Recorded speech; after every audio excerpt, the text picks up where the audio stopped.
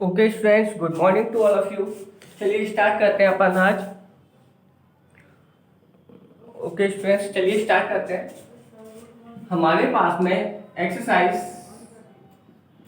6.3 start हो चुकी है।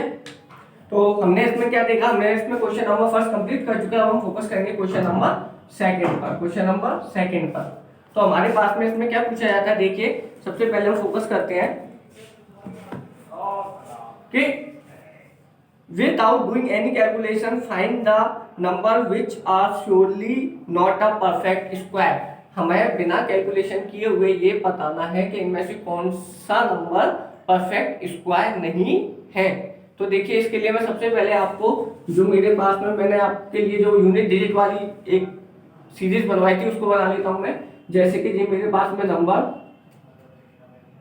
नंबर और उनका स्क्वायर, और यहाँ पे यूनिट डिजिट क्या है, यूनिट डिजिट। देखिए इसको दोबारा से बना लेता हूं मैं। जैसे हमने सबसे पहले क्या देखा था, जीरो का स्क्वायर, अगर लास्ट की वैल्यू जीरो है तो उसका स्क्वायर कितना आता है, जीरो ही आता है। अगर मेरे पास में लास्ट की वैल्यू वन है तो उसका स्क्वायर करेंगे तो वन आएगा। टू है, वन आएगा। टू है, टू का स्क्वायर करेंगे तो लास्ट वैल्यू फोर आएगी। अगर थ्री है तो स्क्वायर करने पर 9, 4 है तो 4 का 16 होता है, स्क्वायर करने पर 16 होता है तो लास्ट की वैल्यू 6 आएगी। 5 है, स्क्वायर करने पर 25 होता है, लास्ट की वैल्यू 5 आएगी। 6 है, स्क्वायर करने पर 36 होता है तो लास्ट की वैल्यू 6 आएगी। 7 है, स्क्वायर करने पर 49 होता है तो लास्ट की वैल्यू 9 आएगी। 8 है, स्क्वायर करने पर 64 होता है, 64 होता है तो लास्ट की वैल्यू 4 आएगी। 9 है, स्क्वायर करने पर 81 आता है तो लास्ट की वैल्यू अपने पास में 1 होगी। ये सभी के पास में बनी हुई है तो मैंने रफली जल्दी से बना दिया। अब देखिए हमारे पास में बोला जाता है क्वेश्चन नंबर सेकंड में कि without any calculations find the numbers which are not surely a perfect square. जो यानी कि बिना कैलकुलेशन किए हुए हमें ये बतानी है कि ये नंबर हमारे पास में परफेक्ट स्क्वायर नहीं है। तो सबसे पहले हमारे पास में लिखा है 153। सबसे पहले क्या है, 153। तो हमारी लास्ट की वैल्यू क्या आ रही है, 3। तो हमें इनमें से किसी का भी स्क्वायर करने पर 3 मिल रहा है क्या, यूनिट डिजिट पर 3 मिल रहा है क्या, नहीं मिल रहा। 0 का, 1 का, कहीं पे भी हमें 3 नहीं मिल रहा है। यानी कि हमारी लास्ट की वैल्यू चाहे कोई भी हो, अगर हम उसका स्क्वायर करेंगे तो हमारी यूनिट डिजिट पर 3 कहीं भी नहीं आ रहा है। तो इसलिए ये हमारे पास में परफेक्ट स्क्वायर नहीं है। तो इसके लिए रीजन क्या लिखेंगे, नो नहीं है। रीजन क्या लिखेंगे, because 3 at unit digit does not exist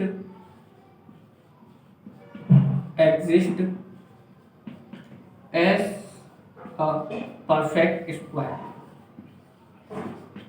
no नहीं है क्योंकि 3 एट यूनिट डिजिट पर एग्जिस्ट नहीं करती है ऐसा परफेक्ट स्क्वायर।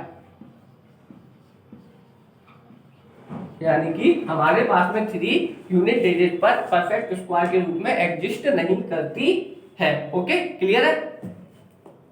ऐसी हमारे पास में है 257। सेकंड क्या है, 257। तो लास्ट की वैल्यू क्या है, 7। क्या किसी का भी स्क्वायर करने पर लास्ट की वैल्यू 7 आ रही है, नहीं आ रही है। तो ऐसे ही लिखेंगे no because 7 at a unit digit does not exist as a perfect square. इसके लिए यहाँ पे 3 की जगह पे क्या आ जाएगा, 7 आ जाएगा, क्योंकि हमारे पास में किसी का भी स्क्वायर करने पे भी लास्ट की डिजिट मेरी 7 नहीं आ रही है। क्लियर है। ऐसे हमारे पास में है 408। तो हमारे पास में किसी का भी स्क्वायर करने पे 8 नहीं आ रहा है, किसी का भी स्क्वायर करने पे 8 आ रहा है, यूनिट डिजिट पर नहीं आ रहा है। तो ऐसे ही हमारे पास में क्या है, 408। थर्ड वाला क्या है, 408। तो यूनिट डिजिट पर 8 नहीं आ रहा है तो इसके लिए क्या आ जाएगा, because 8 at a unit digit does not exist as a perfect square. फिर आ रहा है हमारे पास में 441। क्या आ रहा है, 441। फोर्थ वाले में क्या आ रहा है, 441। तो इसमें ये हमारे पास में परफेक्ट स्क्वायर है, ये हमारे पास में परफेक्ट स्क्वायर है। ये किसका परफेक्ट स्क्वायर है? ये है हमारे पास में, देखिए हमारे पास में यहाँ पर लास्ट में 1 आ रहा है, तो हमारी 1 का स्क्वायर करने पे भी 1 आ रहा है और 9 का स्क्वायर करने पे भी 1 आ रहा है। ये हमारे पास में 21 का स्क्वायर है। इसका स्क्वायर निकाल के देख लेना, ये 21 का स्क्वायर है। बाकी तीनों हमारे पास में स्क्वायर नहीं है। ओके स्टूडेंट्स, क्लियर है?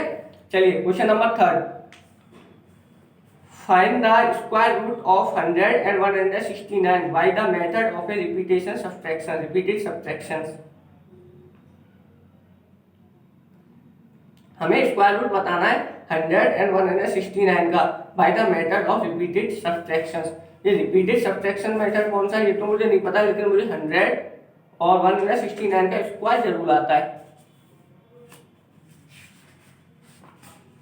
चलिए स्टार्ट करते हैं। क्वेश्चन नंबर 2 कंप्लीट हो गया, हटाइए इसको यहां से। क्वेश्चन नंबर 3,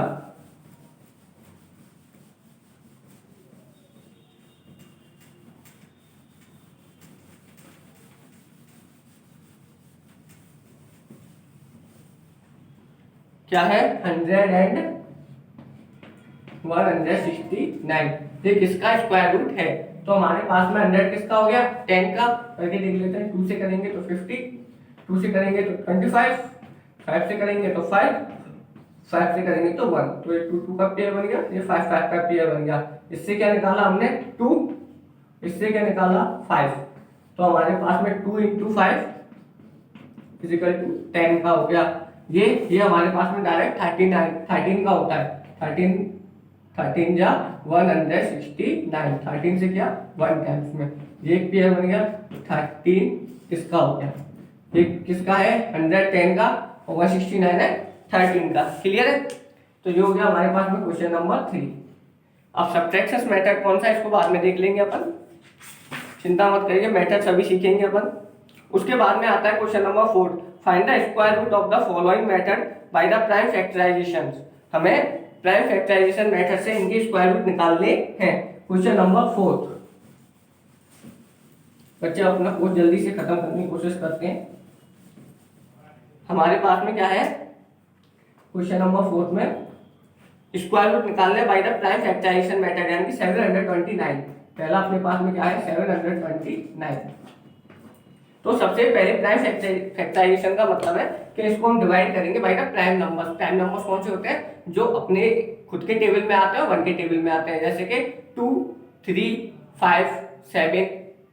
7 के बाद से कौन सा आता है? 11, 13, 17, 19, 23 एक्सेट्रा। ओके, तो ये हमारे पास में सभी क्या होते हैं? प्राइम नंबर्स होते हैं। अब सबसे पहले 2 से चेक करते हैं, क्या ये 2 से डिवाइड होगा? 2 से हमारी वो वाली वैल्यू डिवाइड होती है जो कि इवन नंबर्स होती हैं। इवन नंबर्स यानी कि हमारी लास्ट की वैल्यू या तो 0 हो या 2 हो या 4 हो या 6 हो या 8 हो। यहाँ पे क्या है? 9 है, तो यानी कि 2 से डिवाइड नहीं होगा। 3 से चेक करते हैं। 3 से हमारे पास में वो वैल्यू डिवाइड होती है, डिविजिबिलिटी टेस्ट सभी को आता है, वो वैल्यू डिवाइड होती है। अगर मैं इनका सबका सम करके देखूं, इनका सम 3 के टेबल में आ रहा है तब तो 3 से डिवाइड होगा, वरना नहीं होगा। 7 + 2 9, 9 + 9 18, 18 3 के टेबल में आता है, तो ये भी 3 के टेबल में आएगा और 3 से डिवाइड होगा। तो 3 से करेंगे, कितने टाइम में? क्या 3 2 जा 6, कैरी 1 12, तो 3 4 जा 12 और 3 3 जा 9। क्लियर? तो हमारे पास में कितने? हाँ 3 3 जा 9, तो हमारे पास में कितने टाइम में गया? 243। अब इसको सम करके देखते हैं। 2 + 4 6, 6 + 3 9, तो यानी कि 9 3 के टेबल में आता है, तो ये भी आएगा। फिर से 3 से करिए।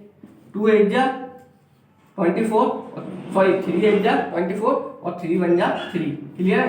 फिर 8 + 1 9, 9 3 के टेबल में आता है, तो ये भी आएगा। ये कितने टाइम में आएगा? 3 2 जा 6, कैरी 2 21, 21 कितने टाइम में आता है? 7 टाइम में। ओके, फिर 3 से करेंगे तो 9 टाइम में, फिर 3 से करेंगे तो 3 टाइम में, फिर 3 से करेंगे तो 1 टाइम में। ये होता है हमारे पास में बाय प्राइम फैक्टराइजेशन मेथड। इनका पेयर बनाइए। पेयर कैसे बनाएंगे? अब इसमें से हमें 2 2 के पेयर बनाने हैं, तो पहले सबको एक साथ लिखिए।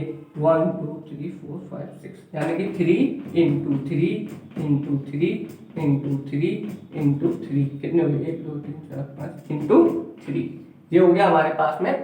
हमने जितने भी जो फैक्टर्स मतलब जिनसे हमारा डिविजिबल हुआ है वो सभी हमने एक साथ लिख लिए। पेयर बनाइए, एक पेयर मिल गया 3 3 का, दूसरा पेयर मिल गया और ये तीसरा पेयर मिल गया। तो पेयर के दो पेयर में से हमें एक वैल्यू बाहर निकालनी है। जैसे 3 3 दो बार मिल गया तो हमें एक बार लिखना है, मल्टीप्लाई ये 3 3 दो बार मिल गया फिर एक बार लिखना है, ये 3 3 दो बार मिल गया फिर एक बार लिखना है। क्लियर? अब इनका मल्टीप्लाई करिए, 3 3 जा 9, 9 3 जा 27। तो हमारे पास में इसका स्क्वायर रूट कितना आया? 27। क्लियर है? 729 का स्क्वायर रूट कितना आया? 27। अब आप देखो, मैं अगर इसका स्क्वायर करता हूँ 27 का, तो मेरे पास में लास्ट की वैल्यू क्या है? 7। 7 का स्क्वायर करूंगा तो क्या आएगा? 49, यानी कि लास्ट की वैल्यू क्या होगी? 9। यहाँ पे क्या है? 729, लास्ट की वैल्यू 9 है। क्लियर है?